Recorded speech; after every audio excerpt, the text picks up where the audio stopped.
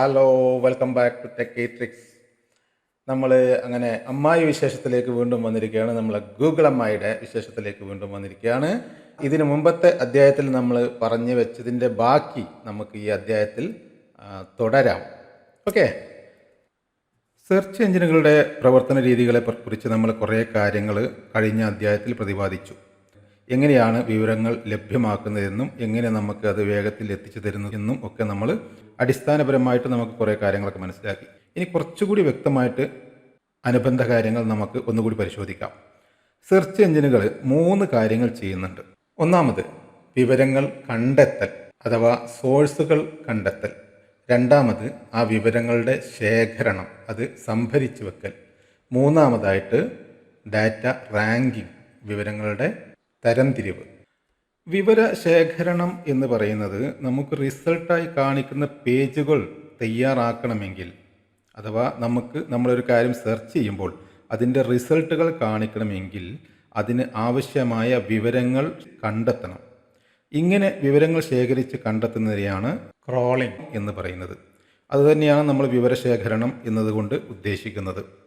നമ്മൾ കഴിഞ്ഞ അധ്യായത്തിൽ പറഞ്ഞതുപോലെ സ്പൈഡർ എന്ന പ്രോഗ്രാം വെബ് പേജുകളിലെ ഹൈപ്പർ ലിങ്കുകൾ വഴി പരമാവധി ചെന്നെത്തി ആ പേജുകളെക്കുറിച്ചും അതിലെ വിവരങ്ങളും ശേഖരിക്കുന്നു. പേജുകളിലെ വിവരങ്ങൾ ശേഖരിക്കുക എന്ന് പറഞ്ഞു കഴിഞ്ഞാൽ ആ സൈറ്റുകളും അതിലെ വിവരങ്ങളും കോപ്പി ചെയ്യുന്നു.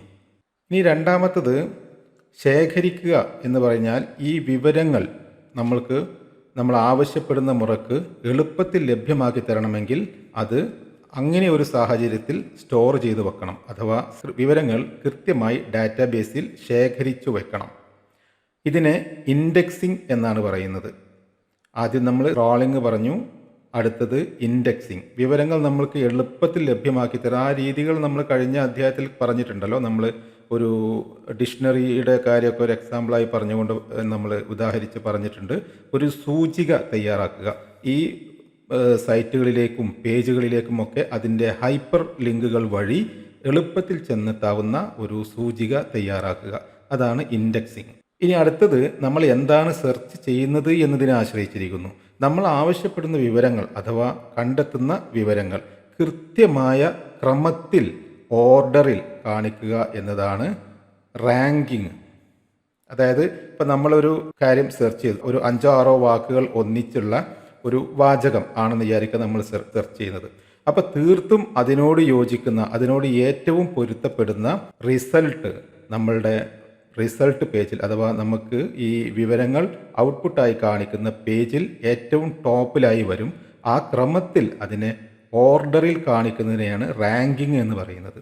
നമ്മൾക്ക് ഏറ്റവും അനുയോജ്യമായ റിസൾട്ട്, ഏറ്റവും പൊരുത്തപ്പെടുന്ന, നമ്മളുടെ ക്വറിയോട് ഏറ്റവും പൊരുത്തപ്പെടുന്ന റിസൾട്ട് ഏറ്റവും ടോപ്പിൽ കാണിക്കുന്നതിനെയാണ് റാങ്കിങ് എന്ന് പറയുന്നത്.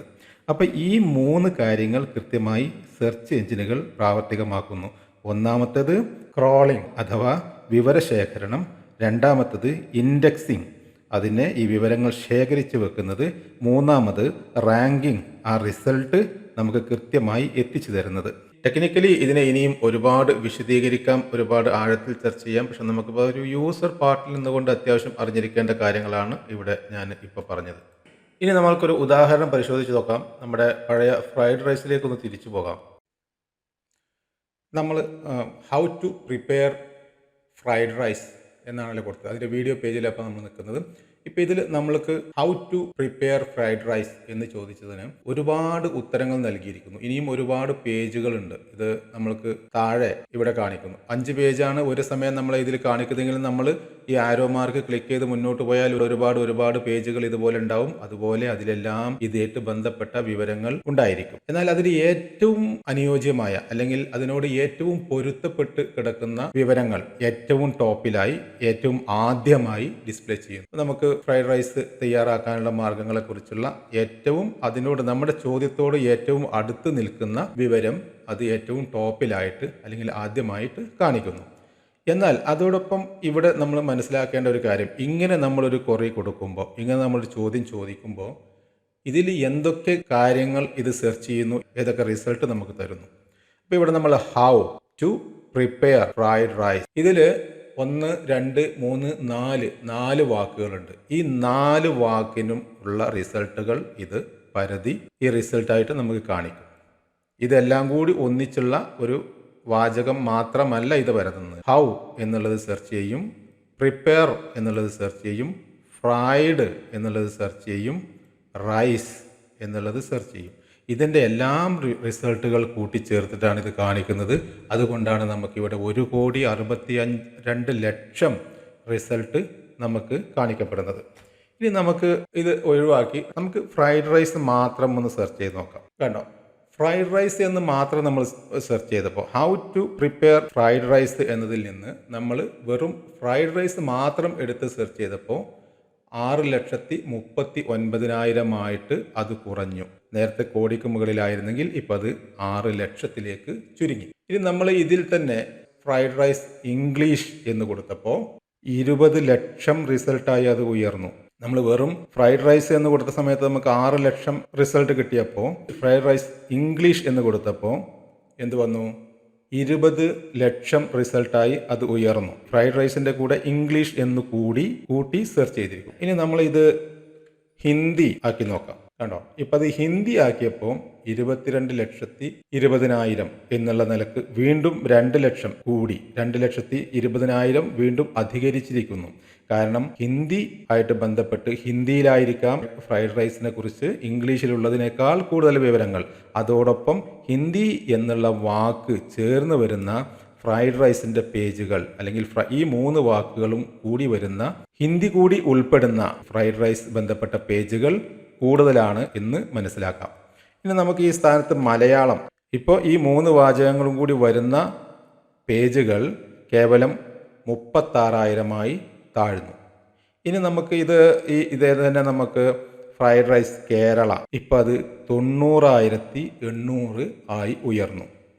അപ്പോൾ ഫ്രൈഡ് റൈസ് മലയാളം എന്ന് ഉപയോഗിച്ചതിനേക്കാൾ കേരള എന്ന് ഉപയോഗിച്ച് കാണും. അതല്ല എന്നുണ്ടെങ്കിൽ നമ്മൾ ആദ്യം മലയാളം എന്ന് ഉപയോഗിച്ച പേരുകളിലെല്ലാം കേരളം ഉണ്ടായിരിക്കും. അതോടൊപ്പം അതില്ലാത്ത കുറേ പേജുകൾ കൂടി നമുക്ക് ഈ കൂട്ടത്തിൽ കാണിക്കുന്നു.